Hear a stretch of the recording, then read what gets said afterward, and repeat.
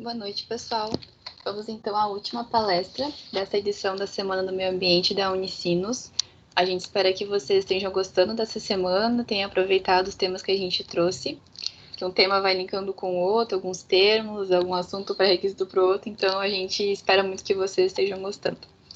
Então, o nosso assunto de hoje é as zonas úmidas do Rio dos Sinos, que é um tema importantíssimo para a gente ter noção, e a gente convidou, então, o Darcy Zanini e a Caroline dos Santos. Então, eu vou apresentar primeiramente os convidados, depois eu vou passar alguns recados importantes para vocês, e depois, então, eu passo a fala para o Darcy. Então, o Darcy Zanini é formado em Engenharia Mecânica pela Unicinos, especialista em saneamento ambiental, atuou como engenheiro nos setores de projetos, de consultoria e de assessoramento técnico, trabalhou como gestor público no DMLU de Porto Alegre, foi secretário municipal do Meio Ambiente em São Leopoldo, trabalhou na Secretaria Municipal de Limpeza Urbana e Produção de Água em Novo Hamburgo. Atualmente é diretor do Departamento de Áreas Protegidas da Secretaria de Meio Ambiente de São Leopoldo. A Caroline dos Santos é formada em licenciatura de Ciências Biológicas pela Unicinos, concluiu recentemente um mestrado em Biologia na área de Diversidade e Manejo de Vida Silvestre, também pela Unicinos, e atualmente, então, é vinculada ao Laboratório de Ecologia de Peixes, na mesma instituição, desenvolvendo pesquisas relacionadas ao mapeamento e conservação das áreas úmidas na bacia hidrográfica do Rio dos Sinos. Então, os recados que eu quero passar para vocês é que amanhã vai acontecer o nosso sorteio.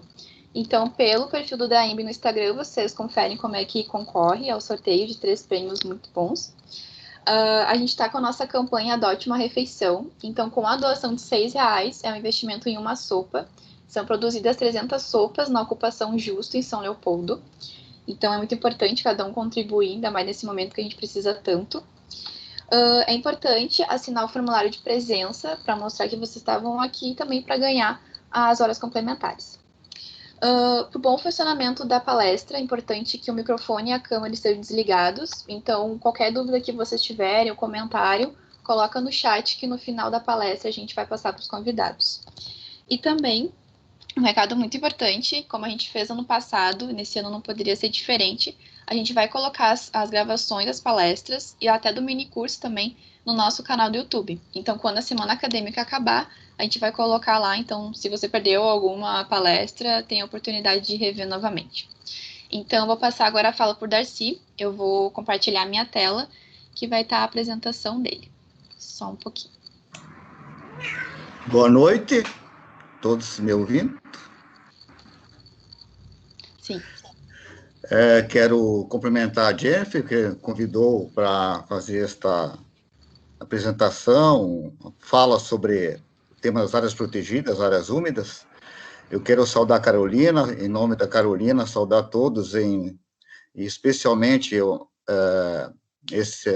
a Semana de Meio Ambiente da Unicinos, e que é num dia antes do Dia Mundial do Meio Ambiente. Amanhã nós celebramos o Dia Mundial do Meio Ambiente. No Brasil, infelizmente, com poucas celebrações, né? Apenas vamos lembrar, é um dia de luta, né? Amanhã no Brasil, por conta de tudo que está acontecendo. Já a minha apresentação, Jennifer e Carolina, eu procurei contextualizar o tema de áreas úmidas, áreas protegidas, num contexto do debate internacional, né, que nós estamos envolvidos, né? Então, eu já procurei incluir, né, no nosso debate de hoje aqui, o tema da Agenda 2030, que é um acordo internacional no âmbito da ONU, né, assinado em 2015 por 190 governantes, inclusive o Brasil, né, a presidenta Dilma foi a nossa protagonista no 2015, né, tanto no Acordo de Paris, né, o Brasil teve um papel importantíssimo, né, lá em 2015, e também na Agenda 2030, pode baixar, Jennifer, a Agenda 2030, então, é uma agenda que ela contempla 17 objetivos do desenvolvimento sustentável, E esses 17 Objetivos de Desenvolvimento Sustentável estão desdobrados em 169 metas. Mas por que é importante tratar os Objetivos de Desenvolvimento Sustentável envolvido com áreas protegidas e áreas úmidas? Porque nós vamos observar, ali pode baixar, Jennifer, vamos observar que dos 17 ODS, tem 2 ODS que têm relação direta com o tema do meio ambiente, né? Isso é importante, que a Agenda 2030, ela é uma agenda ampla, né? É uma agenda para governantes, para gestores ambientais, para estudantes, para pesquisadores, né? Ela não é só uma agenda ambiental, ela tem alguns aspectos ambientais, mas tem o aspecto social, o aspecto econômico também. Pode baixar, Jennifer. Então, o que nos interessa em relação ao debate de hoje, né? Nós temos que fazer relação. Quais os 17 ODS têm uma relação direta com o nosso tema? Então, o ODS 6, que é o ODS Água e Saneamento, nós vamos observar que nas metas 6.1 e 6.2, elas têm relação direta com o tema. O que diz a 6.1? A meta, né? Até 2030, alcançar o acesso universal e equitativo à água potável, segura e acessível para todos. E o 6.4, até 2030, aumentar substancialmente a eficiência do uso da água em todos os setores e assegurar retiradas sustentáveis e o abastecimento de água doce para enfrentar a escassez de água e reduzir substancialmente o número de pessoas que sofrem com a escassez da água. Pode baixar, Jennifer. Aí, o seguinte. Aí, o 6.6, até 2020, já era uma meta a ser alcançada ano passado. Vamos ver como é que ela andou. Até 2020, proteger e restaurar ecossistemas relacionados com a água, incluindo montanhas, florestas, zonas úmidas, rios, aquíferos e lagos. Nesse aspecto, nós vamos observar que, no caso do governo brasileiro, essa meta, além de não ser atingida, o governo brasileiro resolveu não mais seguir com o acordo, né, com a Agenda 2030 no Brasil. Então, essa meta está totalmente comprometida a nível do Brasil. Isso não quer dizer que no Brasil não tenha sido avanço, mas por conta de quem?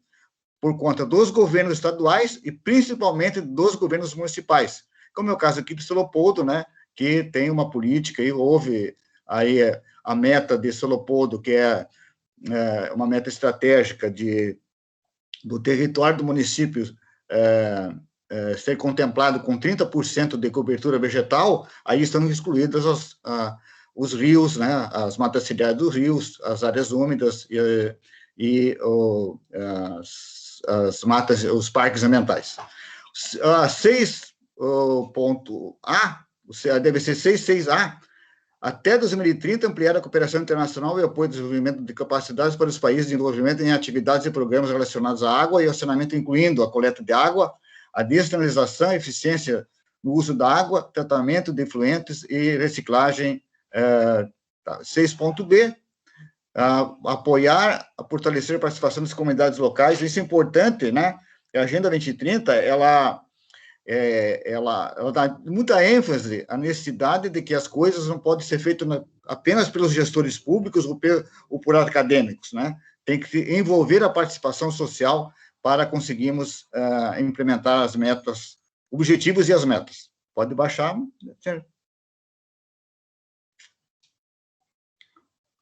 Aí eu falei do ODS 6, que trata do tema da água, que tem um envolvimento direto com o nosso tema das áreas úmidas e áreas protegidas. O ODS 15, ele trata da vida terrestre, como as cidades, né, as pessoas, as cidades vão se envolver com o tema do meio ambiente, né? Então, o que diz o ODS 15? Proteger, recuperar e promover o uso sustentável dos ecossistemas terrestres, gerir de forma sustentável as florestas, combater a desertificação, deter e reverter a degradação da terra e deter as perdas, né? 15.1, até 2020, que também era até o ano passado, assegurar a conservação, recuperação e o uso sustentável de ecossistemas terrestres de água doce inferiores e seus serviços, em especial florestas, zonas úmidas, montanhas e terras áridas, em conformidade com as obrigações decorrentes dos acordos internacionais. Então, estamos vendo aqui, de novo, a agenda reforça de que é necessário que os governantes mantenham os acordos internacionais para viabilizar a conquista dessas metas, né? E no caso brasileiro, vamos observar de novo que essas metas não foram, até porque o governo brasileiro não está mais na Agenda 2030.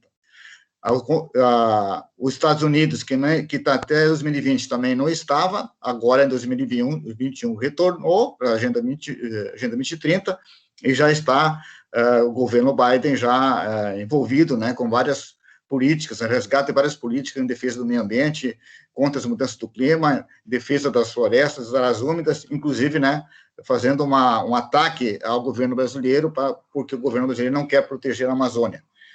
Pode seguir? Então, observamos que dos ODS da Agenda 2030, então, tem dois ODS relacionados diretamente com áreas protegidas e áreas úmidas. Então, nós vamos baixar aqui para o nosso caso, né, brasileiro, o tema de áreas protegidas,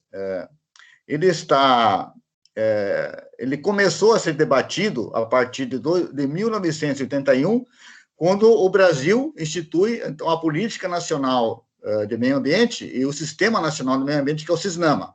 O CISNAMA é um sistema, então, é o primeiro sistema de gestão pública no Brasil, né? Ele é mais antigo que o SUS, por exemplo, e lá no seu artigo 2, a Política Nacional do Meio Ambiente tem por objetivo a preservação, melhoria e recuperação da qualidade ambiental e propiciar a vida, visando assegurar no país condições ao desenvolvimento socioeconômico, os interesses da segurança nacional e a proteção da dignidade da vida humana, atendidos os seguintes princípios. Aí vem os princípios, pode seguir.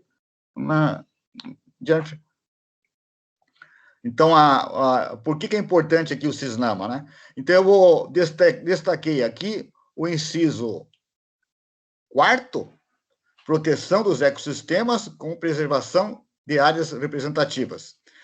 O 9º, proteção de áreas ameaçadas de degradação.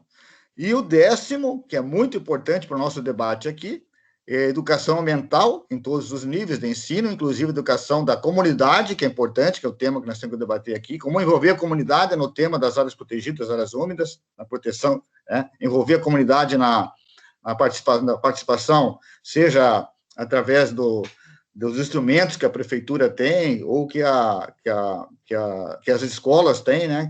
E envolver as empresas, né?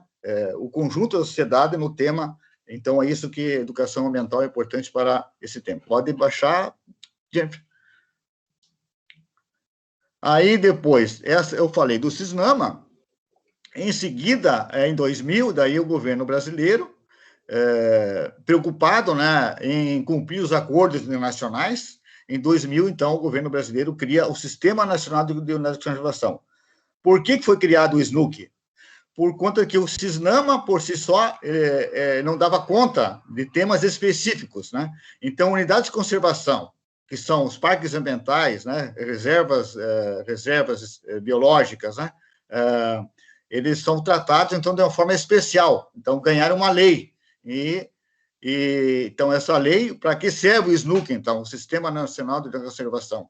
Serve para garantir a preservação da biodiversidade biológica, promover o desenvolvimento sustentável a partir dos recursos naturais e fazer a proteção das comunidades tradicionais, seus conhecimentos e culturas. No caso, os quilombolas, as comunidades indígenas, né, que têm um papel importante na proteção de ecossistemas, por exemplo, na Amazônia, né. E em seguida, depois de 2000, aí vem uma lei, a Lei da Proteção da Mata Atlântica, né, que é o novo Código Florestal. Ele é novo porque o primeiro código, ele é anterior ao CISNAMA, né, o primeiro Código Florestal brasileiro é de 1965, né, mas é importante que o código manteve vários aspectos, né, diretrizes do primeiro código, né, E o que diz a lei? Ela estabelece normas gerais sobre a proteção da vegetação, áreas de preservação permanente e áreas de reserva legal, a exploração florestal, o suprimento de matéria-prima florestal, o controle da origem dos produtos florestais e o controle e preservação dos incêndios florestais, e prevê instrumentos econômicos e financeiros para o alcance dos objetivos. Então, essa lei, que é de 2012, ela foi atualizada também, esse conceito, né? O artigo foi atualizado pela Lei 12.727, de 2012. Pode seguir, Jeffrey?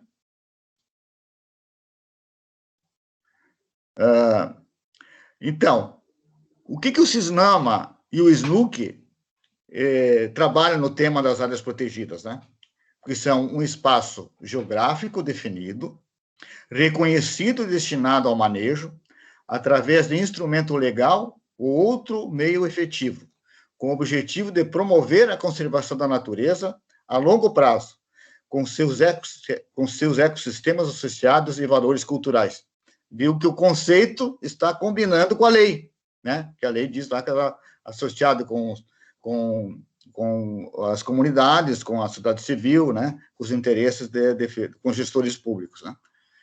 Isso é uma definição da Comissão Mundial de Áreas Protegidas.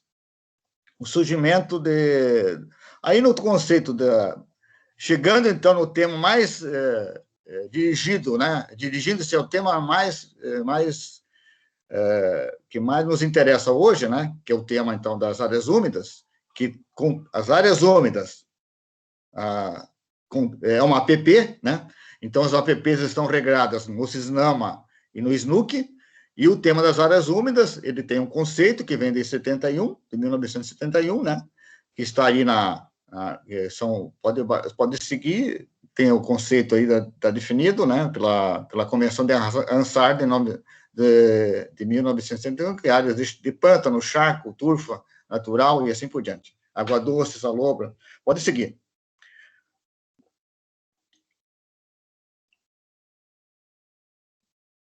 Pode seguir, gente. Aí, então, o Brasil é signatário, então, da Convenção de Ansar, né? E eu quero aqui destacar que, a partir da Convenção de Ansar, no caso brasileiro, tanto o SNUC quanto a lei, o Código Florestal e o CISNAMA, eles nunca trataram diretamente do tema áreas úmidas, né?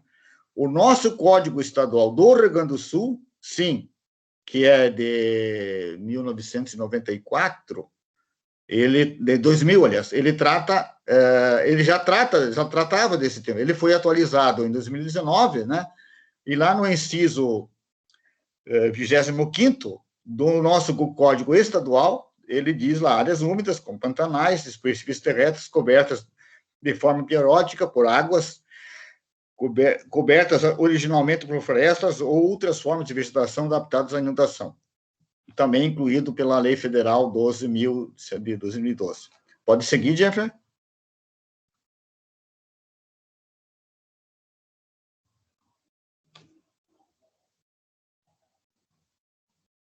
Pode seguir?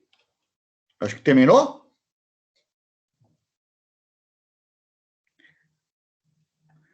Acho que terminou, né? Eu quero destacar, então, antes de passar para a Carolina, no caso aqui de trabalhos técnicos, né? Tanto de legislação, no caso do Rio dos Sinos, né? Daí que é o tema, né? Áreas úmidas no Rio dos Sinos, né? Eu tenho a experiência de São Leopoldo, né? Também de Novo Hamburgo, mas aqui em São Leopoldo, nós tivemos uma participação muito efetiva do professor Uve, do professor Maltic, quando nós elaboramos o Plano Municipal de Gestão Ambiental em 2011. O primeiro Plano Ambiental de São Leopoldo, que é de 2002, ele tratava secundariamente o tema de áreas protegidas. No Plano Ambiental de 2012, nós avançamos bastante, tanto que incluímos temas de recursos hídricos, com muita ênfase, o tema das mudanças climáticas, né? E também usamos para o Plano Ambiental de São Leopoldo um estudo feito, coordenado, orientado pelo professor Maltic, que é de uma aluna estudante Vilma, lá em 2004, ela fez esse trabalho de conclusão, e lá ela foi feito o inventário das áreas úmidas de São Leopoldo, né? Eu não sei se eu consigo ver aqui, deixa eu só ver. Não sei se aí não aparece aí, né? Mas nesse inventário, desse estudo orientado pelo professor Maltic, ele identifica que São Leopoldo tem 103 áreas úmidas, aí incluindo áreas de banhado, os arroios, né? Os 8 arroios de São Leopoldo, as lagoas, né? Então, ele conceitua o tema das áreas úmidas como todas as APPs, né, de importância no território de São Leopoldo. Então, o nosso plano ambiental, ele já incluiu esse tema das áreas úmidas, áreas protegidas, e depois, em 2012, nós elaboramos o Atlas Socioambiental de São Leopoldo, onde nós também incluímos um capítulo especial do tema das áreas úmidas, né? Então, eu gostaria de destacar esses pontos e também lembrar que é importante nós termos o conhecimento de tudo que nós estamos falando aqui. Mas eu quero registrar de que o tema da proteção ao meio ambiente e das áreas úmidas, eles não podem estar desassociados do tema que está na ordem do dia hoje, né? Mudança do clima, a agenda do desenvolvimento sustentável, né? Defesa da Amazônia. As coisas estão muito ligadas. E nós vamos observar que esse tema, numa semana acadêmica, numa semana de meio ambiente, são importantes para debater. Até porque esses temas todos, eles sempre têm o contexto político envolvido, né? Basta aqui, por exemplo, nós hoje lembrarmos de toda a atuação da Greta Thunberg, no tema das mudanças climáticas, contra as políticas contra o aquecimento global, que é a partir do movimento social, a importância disso, né? Aqui nós estamos com acadêmicos, com estudantes, com professores, né? Com gestores públicos no nosso debate aqui, a importância de estar isso sempre contextualizado, né? Que a nossa luta não é só acadêmica, ela é social, ela tem que ser participativa. Também, nesse tema, depois, aí, quando já temos a atuação na gestão pública ou na gestão de projetos, né?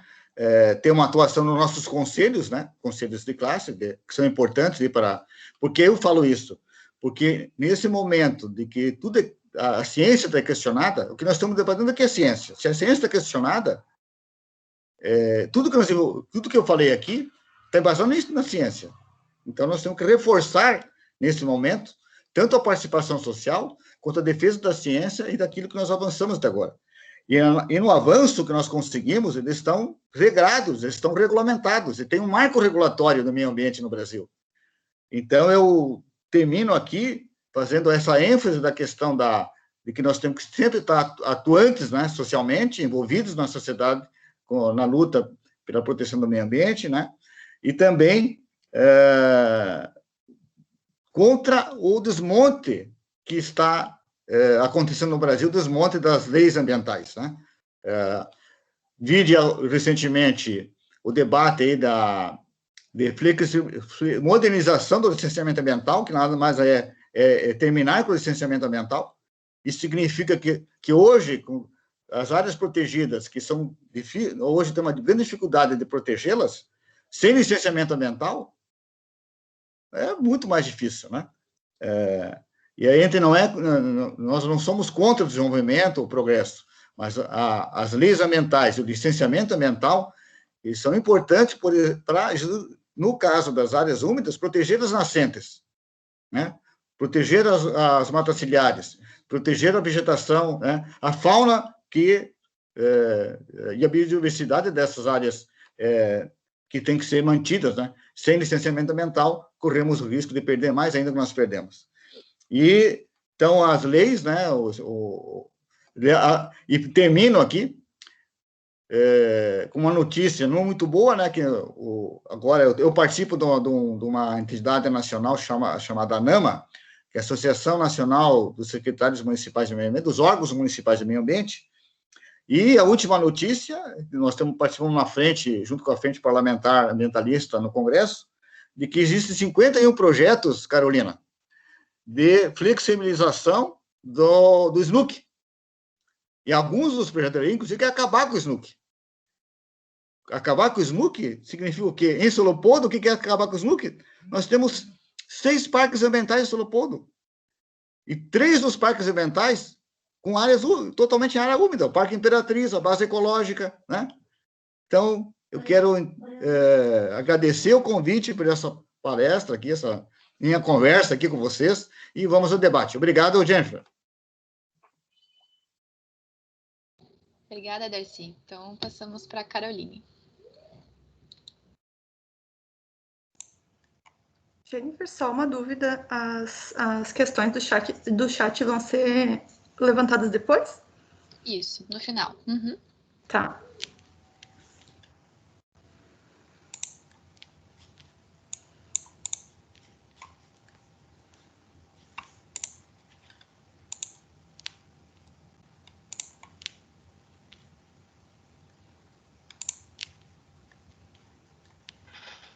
Tá aparecendo para vocês?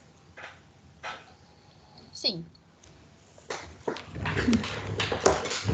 Bom, boa noite a todos, então. Boa noite, Darcy. Boa noite, Jennifer. Obrigado pelo convite, né, para participar da Semana do Meio Ambiente. Eu sou mestranda, mestre agora, né? Mestranda recentemente, concluí o mestrado aqui no Laboratório de Ecologia de Peixes, como tu disseste, sob orientação do professor Uwe Horst Schulz. E vou, então, fazer um link, né, com a fala do Darcy, que trouxe a parte legal, né, em defesa das áreas úmidas. Então, aqui eu vou dar uma pincelada, uma breve introdução, né. Então, as áreas úmidas, né, ou banhados, como são regionalmente chamados aqui no Rio Grande do Sul, né, estão entre os ecossistemas mais ricos e complexos do planeta, devido às suas variáveis hidrológicas, climáticas, geomorfológicas e também bioquímicas.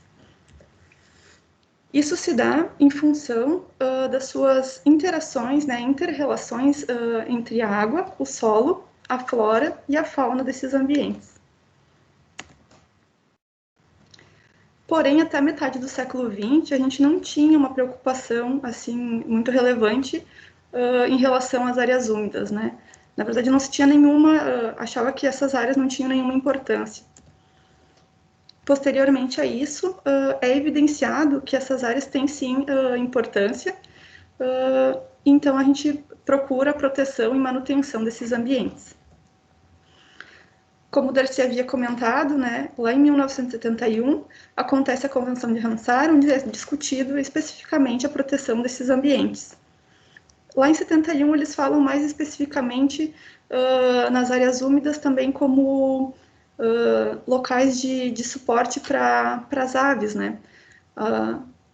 Logo depois, né, se discute para outras espécies, né, como peixes e mesmo a flora característica desses ambientes, né? Então, a Convenção de Ramsar hoje conta com 170 países, né, signatários da Convenção. O Brasil entrou em vigor, né, em 24 de setembro de 1993 e atualmente conta com 27 sítios Ramsar no nosso país, correspondendo a mais de 26 milhões de hectares. Então, aqui do lado a gente tem, deixa eu ver se aparece meu mouse. Aqui do lado, então, a gente tem todos esses pontinhos, né, que são os sítios do Brasil. O que isso significa? Significa, segundo estudos, né, de IUNC colaboradores, que cerca de 20% da área total do Brasil é composta por áreas úmidas, e 20% da área total do Rio Grande do Sul, conforme Maltic e colaboradores, é composta de áreas úmidas também. Então, é 20% do Brasil e 20% do Rio Grande do Sul. Com isso, então, com as discussões levantadas lá na Convenção de Ramsar, se começa a elaboração de leis, né, que vão vir a servir como ferramentas para subsidiar, né, a proteção e a conservação das áreas úmidas no mundo. Contudo, com o decorrer da conversa, né, das discussões, se depara com a complexidade, né, que esses estudos apresentam, devido às diferentes áreas do conhecimento que acaba abrangendo, né? Como hidrólogos têm um pensamento mais voltado para o ciclo hidrológico, os geólogos para a composição do solo, e assim por diante, né? Os biólogos tendem a focar mais na fauna e na flora que são adaptados aos períodos de cheia, né? Assim como os gestores ambientais, engenheiros ambientais também têm as suas colocações. No Brasil, então, essas leis buscam garantir a preservação dessas áreas úmidas. Para que isso? Para garantir, então, um desenvolvimento socioeconômico e ambiental mais adequado, né?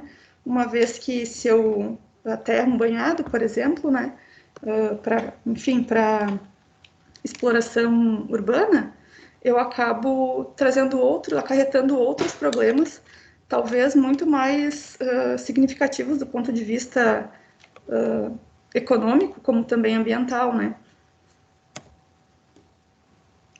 Devido, então, a gente precisa preservar essas áreas, né? Justamente por isso, então, por essas funções que os banhados desempenham, como o armazenamento de água, a filtragem e a purificação dessa água, a recarga do lençol freático, o tamponamento dos rios nos períodos, né, de muita chuva, né, e também proporcionando diferentes hábitats, o que garante, então, uma elevada biodiversidade nesses ambientes. Apesar da existência de muitas leis, né, e desse tratado internacional, como a Convenção de Ramsar, aqui no Brasil, como a gente sabe, pouco se avançou sobre esse tema e muitos outros relacionados à área ambiental, né? Como a gente está vendo, tem alguns retrocessos, né, inclusive, e ainda tem muita divergência no que se refere aos critérios para definição das áreas úmidas. Esse é um grande ponto, né, a ser observado, que acaba deixando vieses para a descaracterização dessas áreas. Por outro lado, essa legislação ainda assim traz subsídios para auxiliar na identificação dessas áreas, como listas de flora e fauna. Também destaca que a presença do solo hidromórfico é sim uma característica determinante dessas áreas, e a hidrologia, né, se há ou não a presença de água, se ela é aparente ou se ela não se mostra, né, superficialmente, sim, depois da abertura de uma vala no solo. Então, na busca por soluções alternativas para identificação e classificação desses banhados, dessas áreas úmidas, algumas metodologias podem ser exploradas, como, por exemplo, a utilização de imagens de satélite de diferentes resoluções, né? A gente tem imagens livres, né, com resolução até 2 metros, imagens com 15 metros de resolução, ou até mesmo a utilização de imagens compradas, né, adquiridas, com uma resolução melhor, né? Mas qual é o problema científico nessa questão? Então, para o nosso trabalho, a gente pensou, primeiramente, a primeira questão foi: qual é a área remanescente de banhado aqui da nossa bacia do Rio dos Sinos? E se houve alteração em termos de área ao longo dos últimos 35 anos? Posteriormente a esse questionamento, a gente foi um pouquinho mais além. Então, se tem a área remanescente, né, que a gente sabe que tem, como a gente vai mapear elas? E depois de mapear, como a gente vai aferir em campo, né, confirmar que essa área úmida é realmente uma área úmida? Calma aí, gente, vocês estão com sono, só mais um pouquinho. Então, o objetivo principal do trabalho foi justamente identificar as áreas úmidas remanescentes aqui da Bacia dos Sinos e sugerir uma definição como base para a delimitação dessas áreas dentro da planície de inundação aqui do Rio dos Sinos. Então, como material e métodos, né, a nossa área de estudo compreende esse polígono em vermelho no mapa que eu estou mostrando para vocês. Então, nossa área de estudo compreende esse polígono, onde dentro desse polígono, então, foi adquirido, né, o Comitê Sinos adquiriu 5 imagens do satélite GeoEye-1, com uma resolução de 50 centímetros. Posteriormente, então, paralelo a isso, foi realizada uma busca na base de dados da Agência Nacional das Águas, a fim de levantar dados referente à maior cheia, né, registrada aqui para o Rio. Então, a gente encontrou dados para 2013, e com base nisso, a gente buscou imagens junto ao Serviço Geológico dos Estados Unidos, onde a gente adquiriu imagens Landsat, né, são imagens livres, e gerou, então, esse modelo de cheia aqui, né, com base na cota máxima da cheia do rio. Por que isso? Porque as nossas imagens têm uma resolução bem significante, né, então é uma resolução muito boa, e o que isso causa? Causa primeiramente, a gente consegue identificar muito bem com elas, porém, elas pesam muito. Então, a gente tem que fracionar cada imagem. Então, são 5 imagens que a gente dividiu em 317 quadrantes ao total, né? Então, aqui, mais ou menos, eu tenho um modelo, né, como seriam as nossas imagens. Então, são 5 imagens, né, divididas nesse quadrante, que a gente fracionou dentro desse polígono para poder mapear as áreas aqui da bacia. Para a gente iniciar a classificação, a gente optou por classes de interpretação. Então, a gente criou 6 classes de interpretação. Elas são água, urbano, que corresponde, né, à parte construída, campo, que seriam essas partes mais verdinhas mesmo, né, com que a gente vê que é mais gramado, assim. Solo, que seria solo exposto. Por exemplo, aqui tem algumas partes com solo exposto, né? Mata, que é uma vegetação mais densa, né, uma coloração diferente. E charco, que seria a vegetação mais característica de banhados e até mesmo uma coloração mais diferente em algumas lagoas, né? Então, a gente criou, com isso, 6 classes. Para cada classe, a gente criou 50 amostras, que correspondem a regiões de interesse. E a gente fez toda essa parte no software livre QGIS com a ajuda do plugin SCP. E com o algoritmo de máxima verossimilhança. Então, aqui nessas imagens, a gente tem mais ou menos o passo a passo, assim, de como funciona, né? Então, a imagem bruta, a imagem com ajuste das bandas, né? Então, a gente ajusta as reflectâncias para o nosso objetivo. Então, a gente deixou ela mais vermelhinha, assim, que aí, conforme a gente ajusta as bandas, ela destaca algumas coisas. Então, para nós, para a vegetação de áreas úmidas, né, e para presença, por exemplo, de macrófitas, essa composição de bandas é a ideal. Aqui, então, a gente tem o processo já, a classificação pronta, então fica assim, né, a nossa classificação, e depois a gente seleciona as nossas classes de interesse. Também foi gerada uma análise temporal, né, então a gente buscou junto a esse Serviço Geológico dos Estados Unidos essas imagens livres, né, com resolução de 30 metros, são Landsat, e a gente fez o mesmo procedimento, né, no QGIS com o plugin SCP, porém, vale ressaltar que essa classificação aqui é semi-automática, enquanto eu que forneço as amostras para essa classificação. E essa classificação que a gente fez aqui, o programa identifica os objetos-alvo, né, e me dá as classes, e eu só confirmo para ele, né, o que é o que, e ele classifica. Então, para essa análise temporal foi optado, então, pela classificação automática,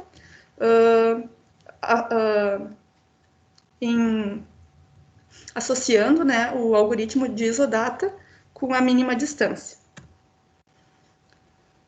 Depois de gerar, né, o mapa das áreas úmidas, né, as localidades, a gente fez uma aferição em campo com auxílio de um drone, né? Então, a gente visitou 5 pontos que a gente tinha mapeado previamente e realizou os voos nesses locais para aferição, para a gente realmente corroborar, né, que aquela área úmida mapeada é uma área úmida de verdade. Então, os pontos do drone, né, são 5 pontos que vão de São Leopoldo, Campo Bom, Novo Hamburgo e Parobé. Para a parte de aferição em campo, também foi realizado um teste com solução indicadora, que é composto basicamente por três produtos químicos, que é o alfa-alfa de piridil, o acetato de amônio e o ácido acético, que diluídos em água, né, formam essa solução indicadora. Quando eu vou numa área que eu testo, né, e não é área úmida, ele tem que me dar um resultado negativo. O resultado negativo não apresenta a diferença na coloração da solução. A coloração não muda de coloração. Quando eu vou numa área úmida, né, um banhado, que eu coleto o solo lá, a solução muda de coloração, apresentando então essa coloração bem avermelhada, né? É bem nítido assim o resultado do teste e fica pronto em 2 minutos.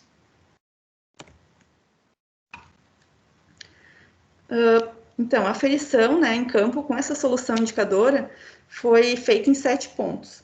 7 pontos distribuídos nas cidades de Sapucaia, São Leopoldo, Novo Hamburgo, Campo Bom e Parobé. E estão identificados aqui nos pontinhos amarelos do mapa. Como resultados, né, desse trabalho, a gente teve mapeado 350 áreas úmidas aqui na planície de inundação do Rio dos Sinos. Então, esse polígono aqui em rosinha todos os banhados, né, que a gente mapeou dentro daquele nosso polígono inicial. Isso corresponde a mais de 93 quilômetros quadrados de banhados, né? Aqui, só para ilustrar para vocês os resultados da aplicação do teste em campo, né, com a solução.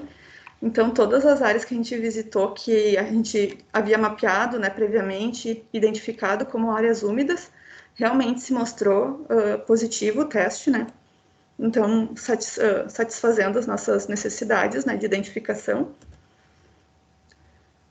Além disso, a gente elaborou, né, e já publicamos um guia de identificação de banhados para a bacia hidrográfica do Rio dos Sinos, em colaboração também com a FEPAM, né, que nos ajudou, que discutiu junto com a gente, né, toda a elaboração do guia.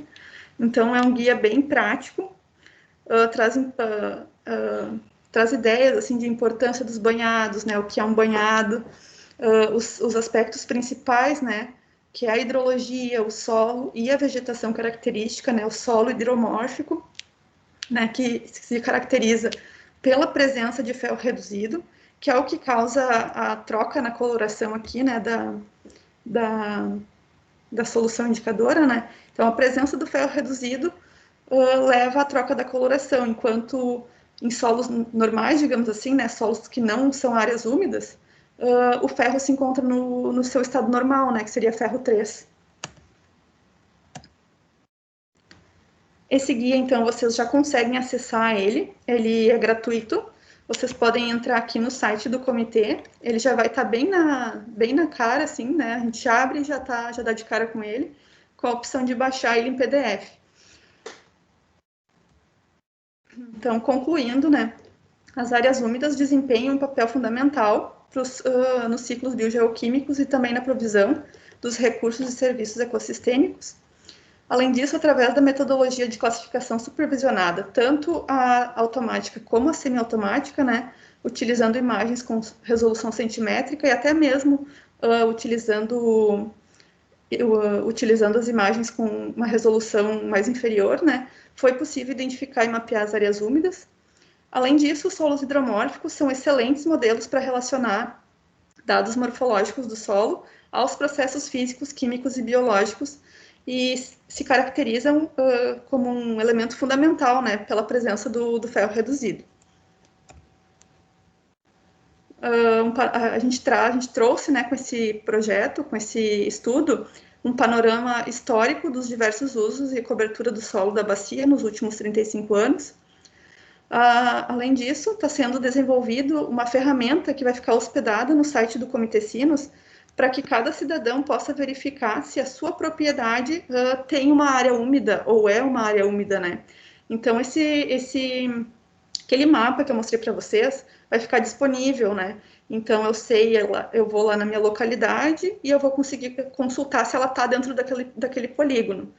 Ela não está dentro daquele polígono, mas eu ainda tenho dúvidas e acho que minha área é úmida, né? Minha propriedade tem uma área úmida. Então, eu posso baixar o guia e seguir, porque ele tem os passos, né, que tu vai seguindo para a identificação da tua área.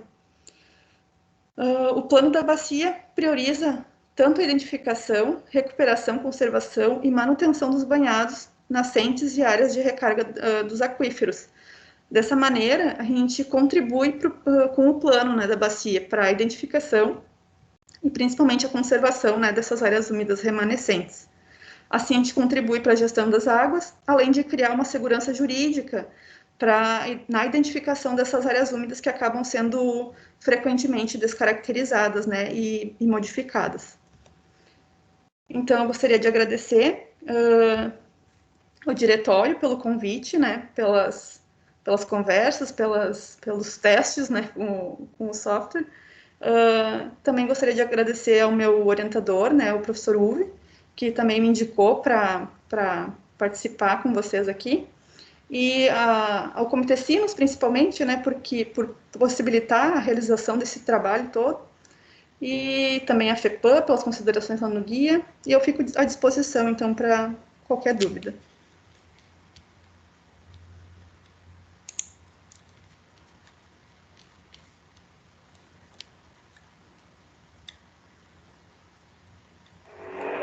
Oi, obrigada, Caroline. Oi. Obrigada, Darcy, também. Eu sou a Roberta, também faço parte do diretório, estou mediando esse evento aqui junto com a Jenny. Então, gostaria de agradecer, né, em nome do diretório, em nome do curso, junto com a coordenação da engenharia ambiental, da gestão ambiental.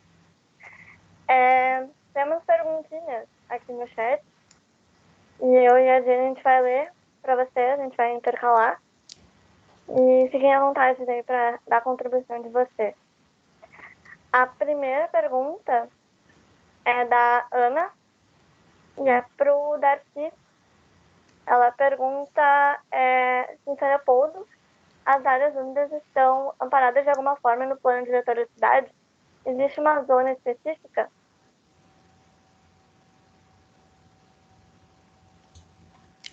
Obrigado, Roberta.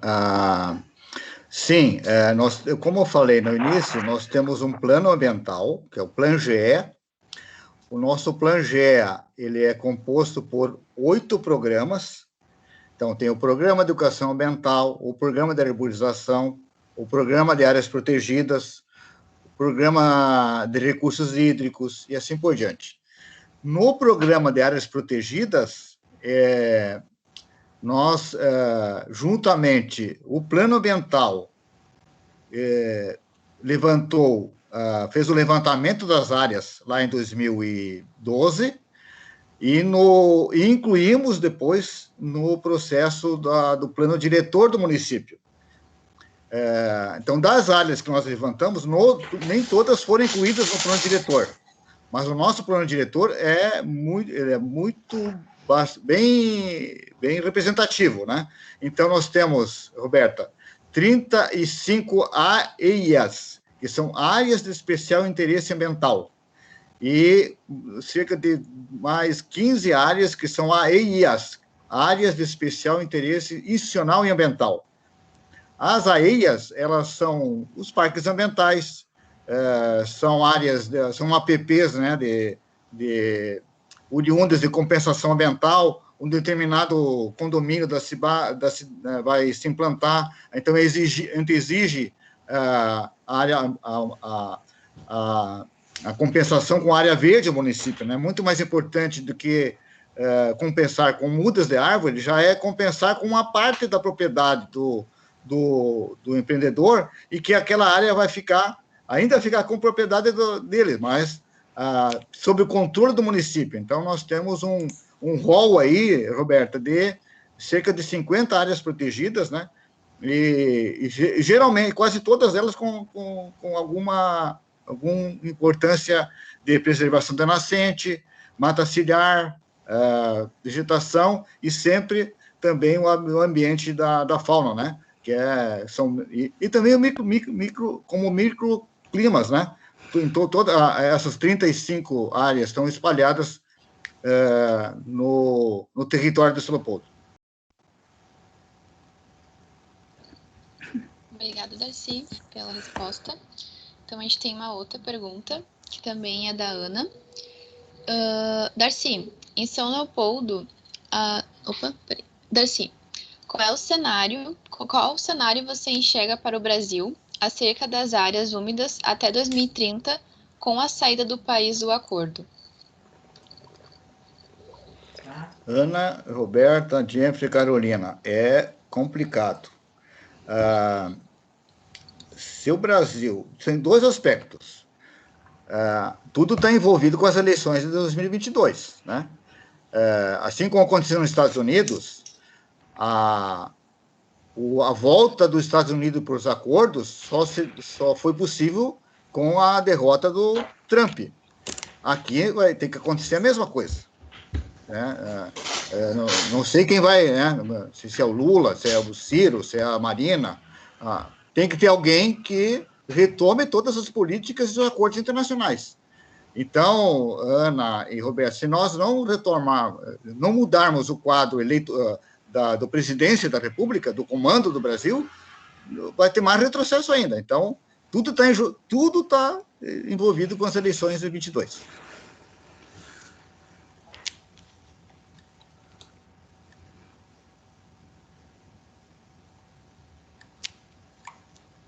Certo, então temos mais perguntas. Acho que essa é para Carol. Pensar aqui. Boa noite. Gostaria de saber se a aquisição das fotos do satélite gerou algum custo para serem feitos. Sim, na verdade, as imagens de resolução centimétrica, sim, foram compradas, né? O Comitê Sinos que subsidiou, né, a compra dessas imagens centimétricas. As imagens utilizadas para análise temporal foram adquiridas gratuitamente, né, através do site da USGS, né, que é o Serviço Geológico dos Estados Unidos. Mas temos imagens gratuitas, né, com uma resolução tão boa quanto, né, por exemplo, de 2 metros, né, a gente consegue isso. Obrigada, Carol. Tem mais uma pergunta aqui também, direcionada para ti, da professora Daiane. Muito legal a ideia do responsável identificar a área úmida. Em relação a esta questão, qual é o pensamento em relação a essas áreas por parte das pessoas que possuem estas? Foi questionado isso no estudo? Muito obrigada. Obrigada eu, professora Daiane, né? Deixa eu abrir aqui de novo a pergunta. Em relação a essa questão, qual o pensamento em relação a essas áreas por parte das pessoas que possuem? Bom, então, a gente sabe que a cidade vai avançando e, enfim, não interessa se é área úmida ou não é, né? A gente tenta ser otimista, né, em relação a isso. Se eu tenho uma área úmida, se eu tenho uma propriedade, né, sei lá, uma chácara, que eu tente preservar aquela parte que representa o meu banhado, né? Porque num período de cheia, o benefício que ele vai me trazer talvez seja muito maior do que se eu aterrar lá e querer construir lá, né? Mas, assim, geralmente, não posso generalizar, né? Mas o que a gente vê é muitas pessoas avançando por cima das áreas úmidas. Mesmo aqui, quando a gente vai ali acho que é a Avenida dos Municípios, que chama ali indo para Campo Bom, né? o pessoal está avançando ali em cima do banhado. E aí depois, quando vem a cheia, todo mundo perde, né? O meio ambiente perde e o pessoal perde também.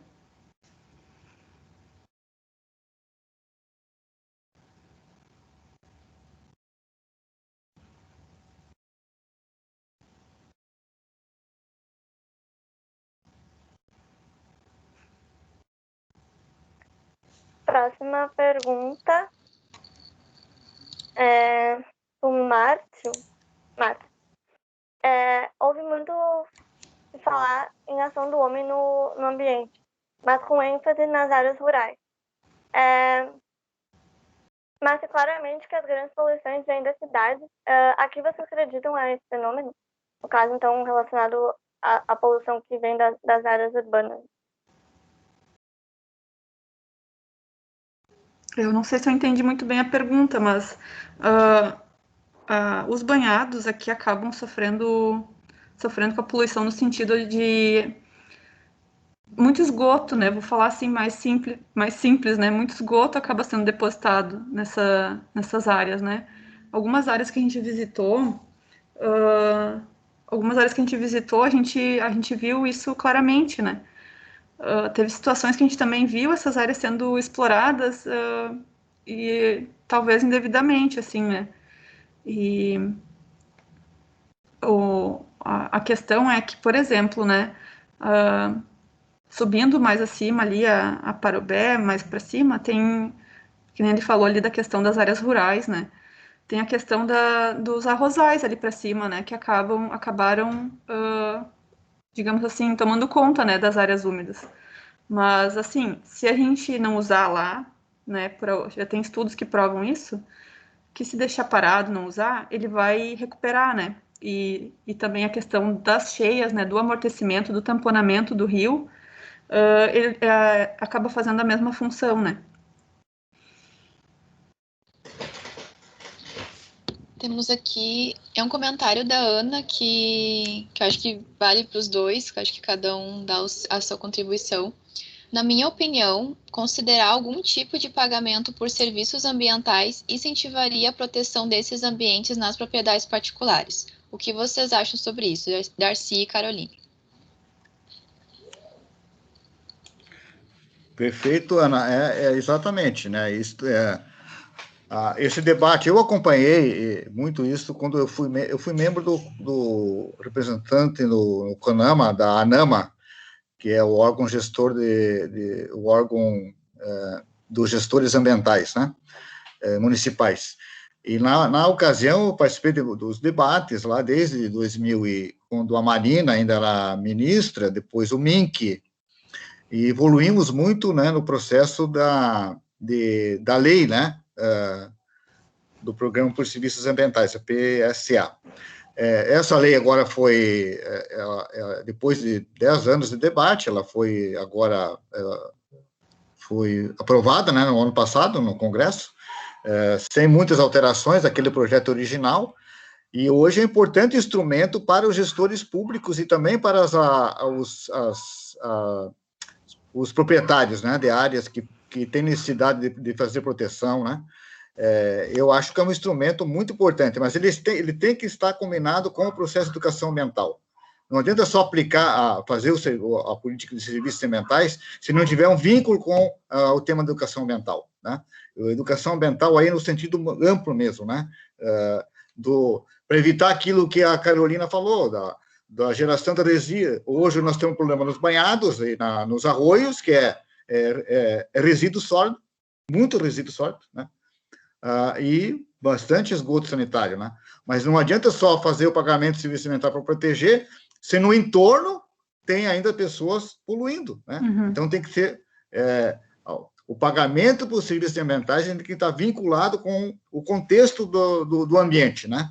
Envolver as pessoas, senão não vão criar mais um problema do que resolver. Eu acho mas é um instrumento muito importante para os gestores públicos, né, aplicarem aí para a preservação, né? Aqui no caso do Leopoldo, nós já estamos fazendo um levantamento, nós estamos fazendo o segundo Mona Lisa, Leopoldo, né? Eu estou coordenando esse processo, tá o Daniel Santos, que é biólogo e está comigo nessa coordenação, a Natasha, que é bióloga também, lá trabalha comigo no Parque Imperatriz, né? A Yara Stockman.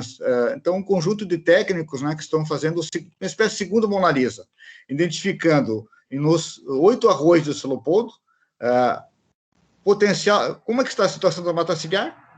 Potencial de plantio de árvores naqueles locais. São áreas particulares? Bom, se a área particular se é nascente, o proprietário é obrigado a manter os 50 metros e não precisa fazer compensação, não precisa fazer o pagamento. Quando não é no raio de 50 metros, é uma APP importante para ser preservada, ou tem necessidade de replantio de árvores, aí nós podemos fazer o pagamento para os serviços ambientais, mas não de forma de ressarcimento, mas sim, por exemplo, doarmos as mudas de árvores e acompanhar o plantio das árvores e o seu monitoramento naqueles espaços. Então, tem que estar combinado as coisas para não ficar sem o ressarcimento, né, o pagamento isolado do contexto, né, da importância do ecossistema. Isso, concordo com tudo que o Darcy colocou. Acho que o professor Carlos quer dar um comentário. Sim, boa noite. Boa noite. Obrigado aí, Darcy e Caroline, pelas suas falas. E até o Darcy acabou respondendo um pouco a pergunta que eu teria, mas eu queria mais, até baseado no projeto que a Caroline participou, e eu também tenho tido contato, né, pelo menos dos resultados. Eu gostaria de perguntar, Caroline, talvez comentar com o pessoal, como é que estão os próximos passos, né, para a continuidade do projeto, que eu sei que vai ter continuidade, né, o Comitê Sinos e o UV estão trabalhando nesse sentido. Como é que se pensa na continuidade e ações para, seja do ponto de vista técnico, mas provavelmente também do ponto de vista dos próprios municípios da bacia, né, que de uma certa forma estão envolvidos nessa abrangência que o projeto vem tendo, né, no sentido de, inclusive, estabelecer critérios, políticas. Darcy falou muito de educação ambiental, né? Como que os municípios vão se engajar aí para que esse projeto fantástico, né, que foi desenvolvido, mas que sejam feitas ações para proteger essas áreas úmidas? Isso. Boa noite, professor. Um dos itens do projeto fala sobre a capacitação dos colaboradores dos municípios, né? Aí veio a pandemia e a gente não pôde fazer essa parte, mas tem um item, né, um tópico do projeto que é justamente isso, a gente capacitar, a gente desde do preparo da solução, né, desde o preparo da solução até a ida ao campo, né, porque a parte do mapeamento também vai ser continuada, porque não sei se vocês repararam no mapa, mas a parte de Canoas ainda não foi feito mapeamento, porque não estava incluso no nosso polígono, né? Então, essas imagens a imagem que representa, então, Canoas também já foi adquirida e já está sendo processada, né? Já tem um outro colega que está dando continuidade no mapeamento dessa parte que ficou faltante, né? Que é Canoas.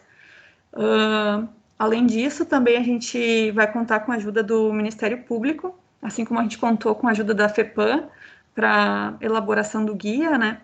E a validação mesmo, né, dos passos, a gente vai contar com a ajuda do Ministério Público para fazer valer, né, para ter um apoio jurídico, digamos assim, né, para que a gente consiga preservar as áreas que ainda restam, né, da nossa bacia.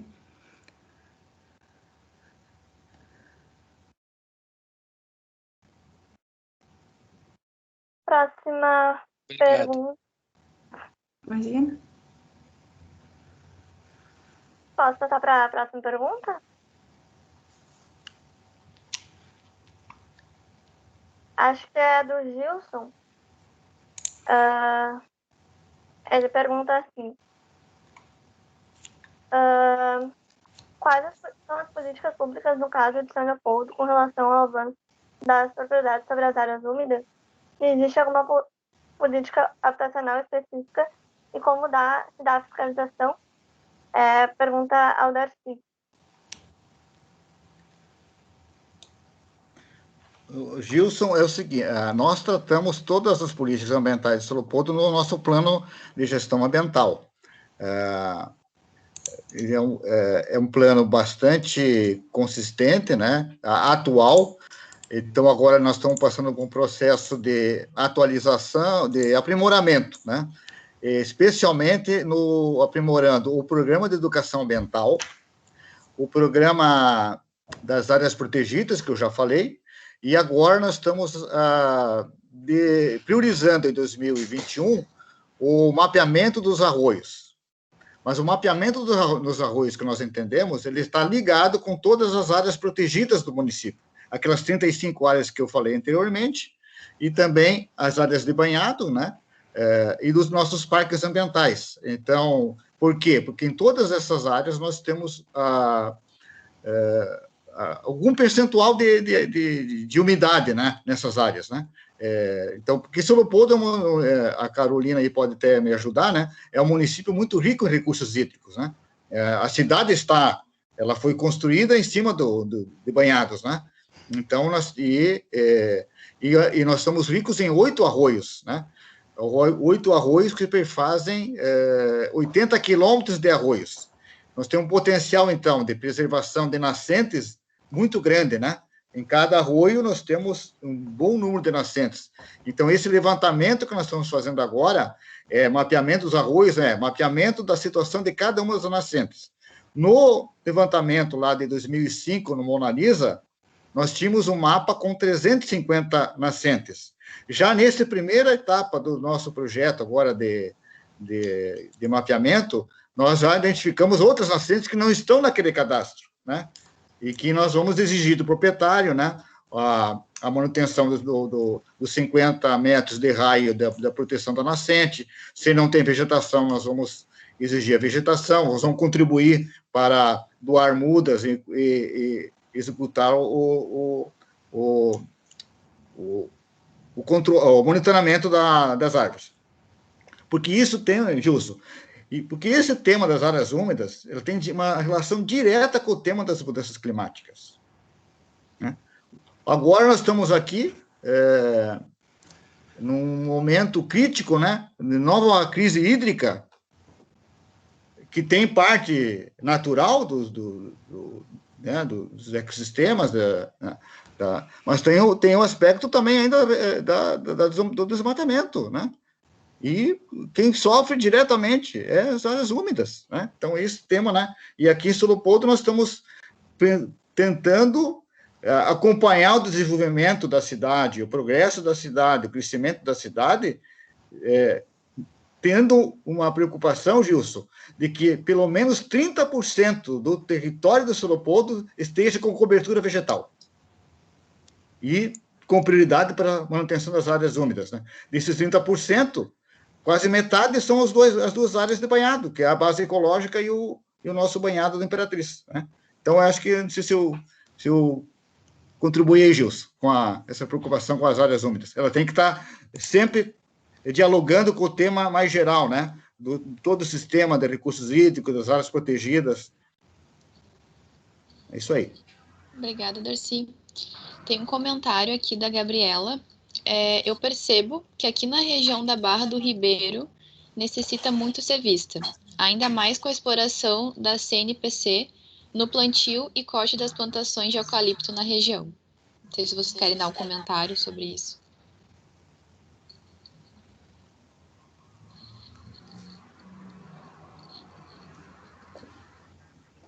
Não? Tranquilo? Pode repetir a pergunta? Eu não... É só um comentário, na verdade.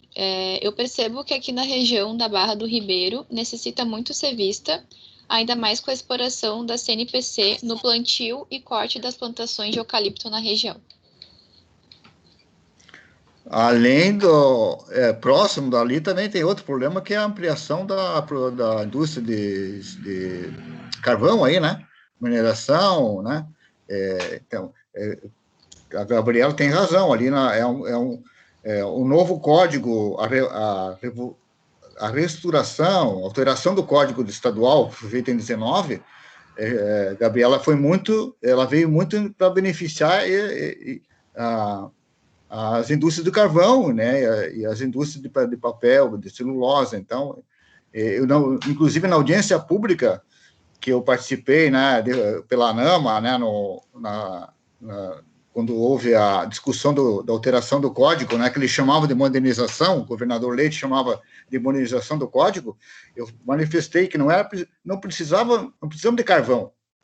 Com o potencial eólico que nós temos no Rio Grande do Sul, principalmente na região da Campanha, e com o potencial de sol que nós temos no Rio Grande do Sul, implantação de energia fotovoltaica, energia solar, pode propiciar emprego, desenvolvimento, sem degradar o meio ambiente. E aí eu citei o exemplo da Alemanha. Olha, a Alemanha tem pouco sol. E a Alemanha, em 2020, ela chegou ao equivalente em produção de energia solar e eólica à Itaipu brasileira. Olha o tamanho do solo alemão e com o potencial que nós temos aqui de energia solar no Rio Grande do Sul, é maior que a Alemanha. Né? Se o Carlos pode me ajudar nessa questão aí de envolver essas questões de proteção ao meio ambiente, discutindo a questão climática e geração de trabalho, de renda, com empregos sustentáveis, com qualidade de vida, né? Sem depender do carvão. Olha que nós estamos retrocedendo no Brasil com o desmatamento, né? Invadindo as áreas indígenas com a grilhagem, e aqui no Rio Grande do Sul para beneficiar a celulose e o carvão.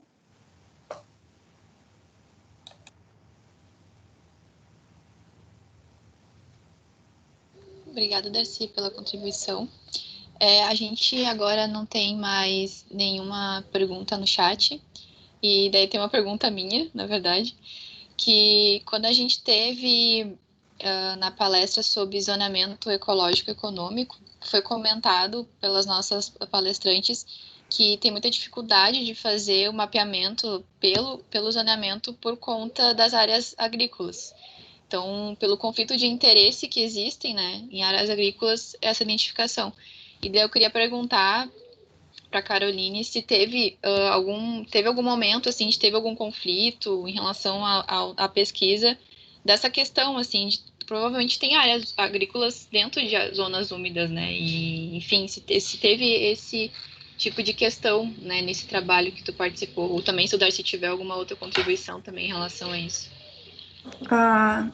Por enquanto, a gente não teve, como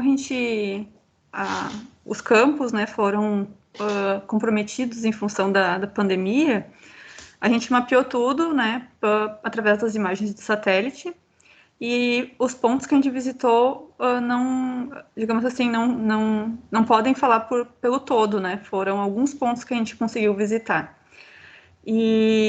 Mas sim, tem algumas áreas, como eu falei, lá mais para cima, para Parobé, né, tem a questão dos arrozais, mais aqui para baixo, né, tem alguns campos, né, que provavelmente são utilizados no período mais seco para o gado, mas nessas áreas a gente não chegou a coletar, né, mas sim, tem essas áreas sim, tem algumas áreas que a gente não...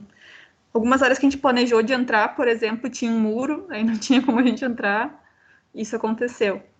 Também aconteceu, a gente ia chegar num ponto que a gente tinha já selecionado, e a gente chegou lá e tinha um grande empreendimento sendo desenvolvido, e a gente chegou, inclusive, a gente conseguiu visualizar onde passava um arroiozinho, né, e o arroio já estava seco, já tinha sido desviado, e a gente, assim, se sentiu até meio acuados, digamos assim, porque do nada a retroescavadeira parou, subiu enfim, não sei, os rapazes lá da obra subiram na retro e vieram falar com a gente, sabe? E aí a gente só veio dar uma olhada aqui, mas a gente já tá saindo, a gente é da Unicinos, e eles questionando, vocês são da prefeitura, vocês são do não sei o quê, sabe? E então, assim, eles estavam fazendo alguma coisa errada ali, sabe? Tiraram foto do nosso carro, enfim.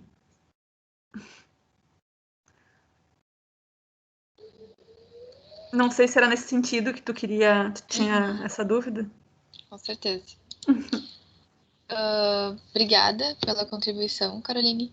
Então, por enquanto a gente não tem perguntas, não sei se vocês querem dar algum comentário final para a gente se encaminhar para o final.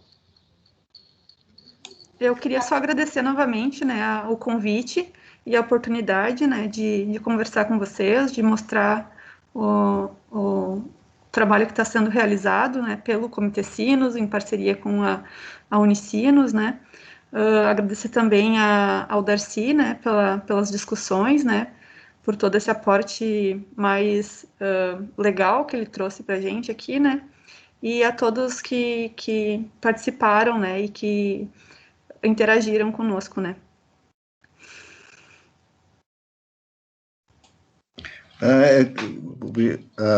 Jeffrey, eu quero agradecer, então, o convite, né,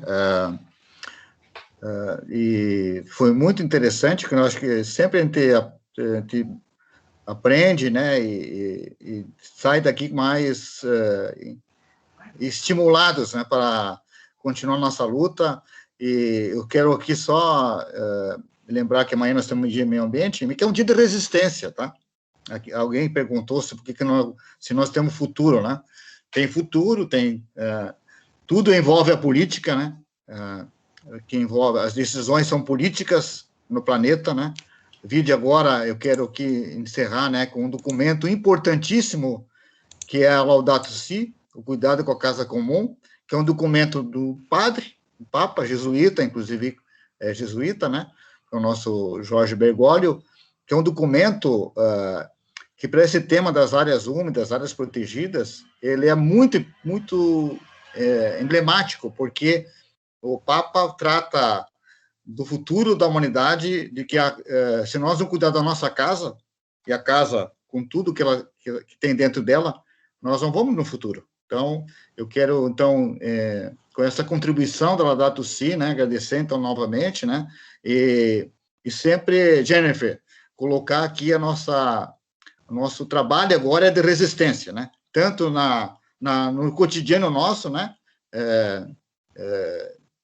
de denunciar, né, alguém antes perguntou sobre questão de fiscalização. Nós, em São Leopoldo, temos um serviço de fiscalização muito atuante, né, coordenado lá pelo Eduardo Matos, que é excelente gestor nessa questão né, então, eu quero concluir aqui minha fala desejando sucesso a todos, muita resistência em defesa do nosso meio ambiente. Obrigado.